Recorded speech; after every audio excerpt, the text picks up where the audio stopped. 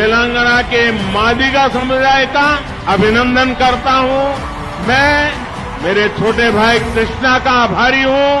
आज से इस आंदोलन में कृष्णा मेरा नेता है, मैं उसका असिस्टेंट हूं और मैं आपके लिए पूरे दायित्व के साथ इस न्याय की लड़ाई में साथ रहूंगा। जोगीराम कुंडिया जी ये भी निकल के बाहर आए हैं और ये सर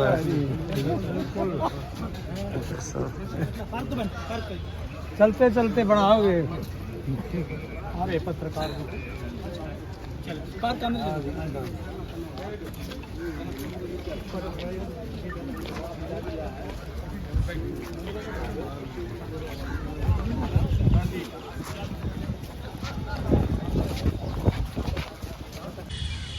आज 8 फरवरी 2024 को हम इस समय यहाँ देश की सर्वोच्च न्यायालय सुप्रीम कोर्ट में मौजूद हैं, जहाँ हमारे साथ संत कबीर शिक्षा समिति छात्रावास के अध्यक्ष श्री जोगीराम कुंडिया जी खड़े हैं। और ये तमाम कई दिन से जो SCA वर्क की लड़ाई लड़ी जा रही थी हरियाणा, हैदराबाद और पंजाब, तेलंगाना, कई राज्यों पंजाब, तो वहाँ सारी टीमों की कुल मिला के टोटल 23 याचिका एक साथ सुनी जा रही है, जो कि चीफ जस्टिस ऑफ इंडिया जो सुनवाई कर रहे हैं। तो वहाँ क्या हुआ, क्या अंदर कार्रवाई चली गई, क्या लगता है, क्या सरकार और सुप्रीम कोर्ट इस बारे में मानती है कि वाकई जो वंचित लोग हैं उनके साथ अन्याय हुआ, इस बारे में हम कुछ इनसे जानना चाहेंगे, क्योंकि अभी अंदर से चल के आए हैं और हैरिंग तकरीबन सुना है कि आर्गुमेंट कंप्लीट हो चुकी है। तो कुंडिया साहब इस बारे में कुछ बताइए, जो अंदर जो चीफ जस्टिस ऑफ इंडिया संविधान बेंच में जो मामला चल रहा है SCA का, तो इस बारे में क्या आपको लगा, अंदर क्या कोर्ट की और सरकार के मंशा क्या है, जो उसके बाद कई ये हकीकत है। ये हम 5 तारीख से लगातार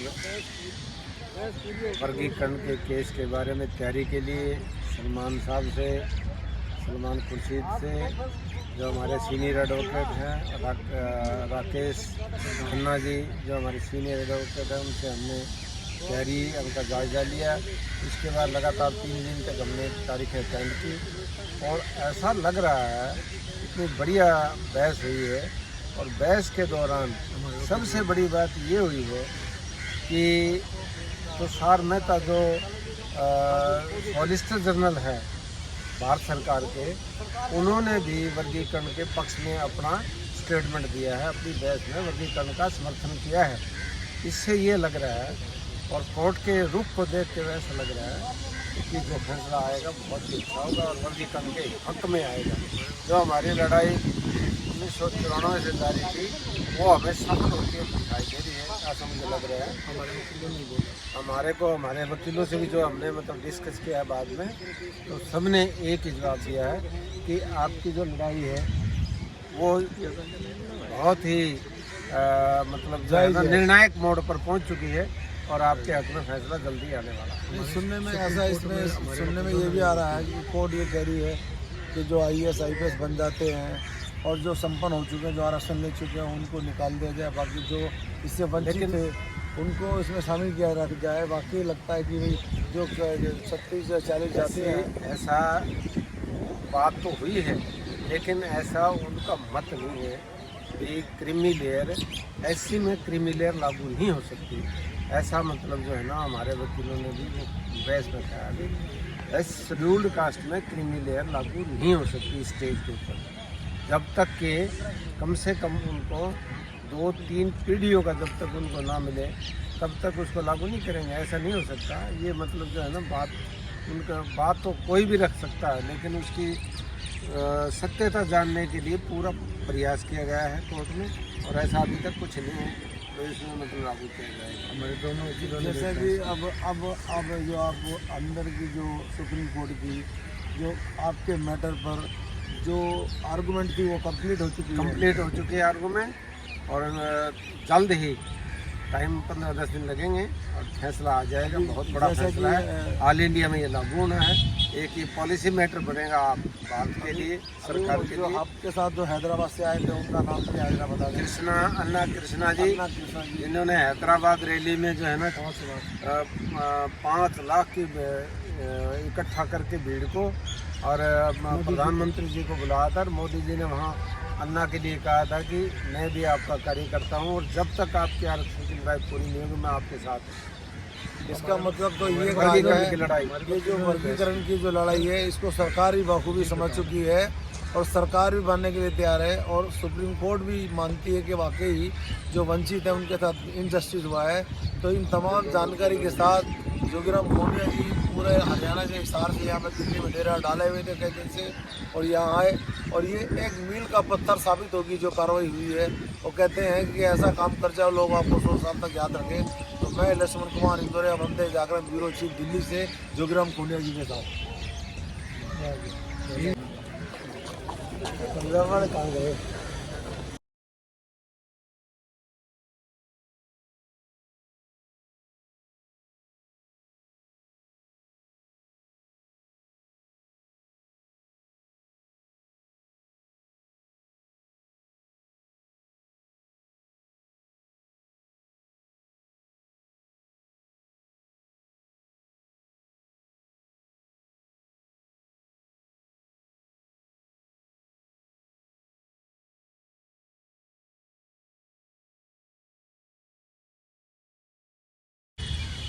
आज 8 फरवरी 2024 को हम इस समय यहाँ देश की सर्वोच्च न्यायालय सुप्रीम कोर्ट में मौजूद हैं, जहाँ हमारे साथ संत कबीर शिक्षा समिति छात्रावास के अध्यक्ष श्री जोगीराम मोनिया जी खड़े हैं।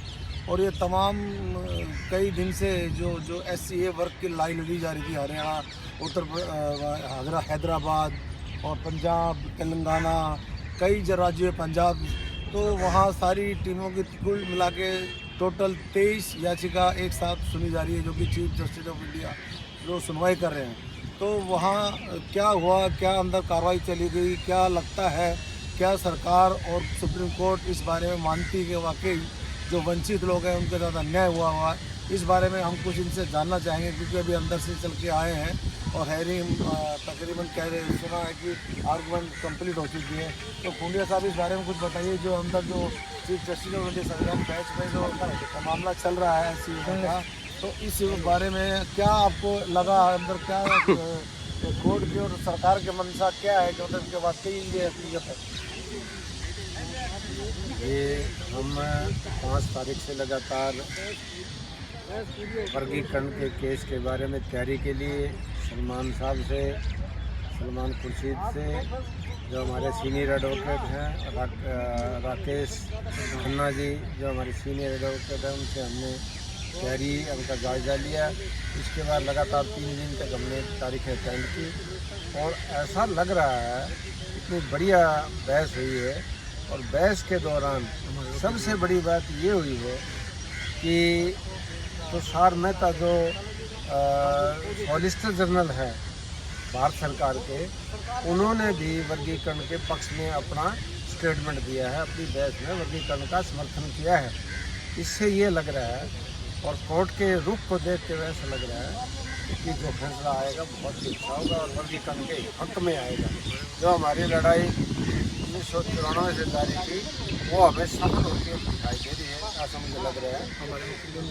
हमारे वकीलों से भी जो हमने मतलब डिस्कस किया है बाद में, तो सबने एक ही जवाब दिया है कि आपकी जो लड़ाई है वो बहुत ही मतलब जो है ना निर्णायक मोड़ पर पहुंच चुकी है और आपके हक में फैसला जल्दी आने वाला है। सुनने में ऐसा इसमें सुनने में ये भी आ रहा है कि कोर्ट ये कह रही है कि जो IAS IPS बन जाते हैं और जो संपन्न हो चुके हैं, जो आरक्षण ले चुके हैं, उनको निकाल दिया जाए, बाकी जो इससे वंचित थे उनको इसमें शामिल किया जाए। बाकी लगता है कि भाई जो 36 या 40 जाते हैं, ऐसा बात तो हुई है, लेकिन ऐसा उनका मत नहीं है कि क्रीमी लेयर SC में क्रीमी लेयर लागू नहीं हो सकती।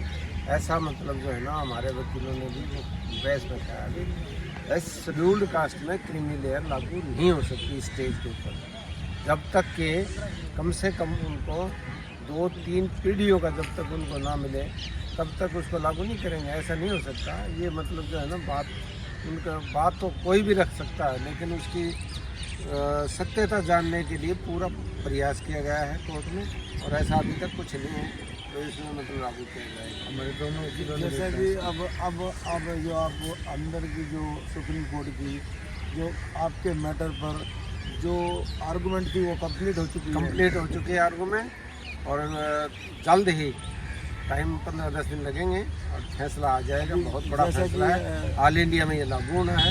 एक ये पॉलिसी मैटर बनेगा आप भारत के लिए, सरकार के लिए। आपके साथ जो हैदराबाद से आए थे उनका नाम भी हैदराबाद अन्ना कृष्णा जी, जिन्होंने हैदराबाद रैली में जो है ना 5 लाख की इकट्ठा करके भीड़ को, और प्रधानमंत्री जी को बुलाया था। मोदी जी ने वहाँ अन्ना के लिए कहा था कि मैं भी आपका कार्य करता हूँ, और जब तक आपकी आरक्षण की लड़ाई पूरी नहीं होगी मैं आपके साथ हूँ। इसका मतलब तो ये वर्गीकरण की लड़ाई, ये जो वर्गीकरण की जो लड़ाई है इसको सरकार ही बखूबी समझ चुकी है, और सरकार भी मानने के लिए तैयार है, और सुप्रीम कोर्ट भी मानती है कि वाकई जो वंचित है उनके साथ इनजस्टिस हुआ है। तो इन तमाम जानकारी के साथ जोगीराम खोंडिया जी पूरे हरियाणा के हिसार से यहाँ पर दिल्ली में डेरा डाले हुए थे कई दिन से, और यहाँ आए, और ये एक मील का पत्थर साबित होगी जो कार्रवाई हुई है। वो कहते हैं कि ऐसा काम कर जाओ लोग आपको 100 साल तक याद रखें। तो मैं लक्ष्मण कुमार इंदौरिया वंदे जागरण ब्यूरो चीफ दिल्ली से जोगीराम खोंडिया जी के साथ। जोगीराम खोंडिया जी ये भी निकल के बाहर आए हैं, और ये सर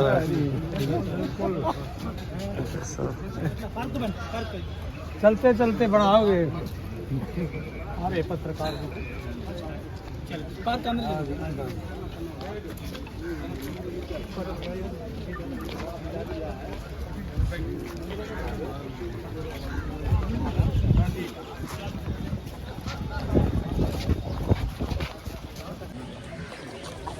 पंजाब वाले कहाँ गए?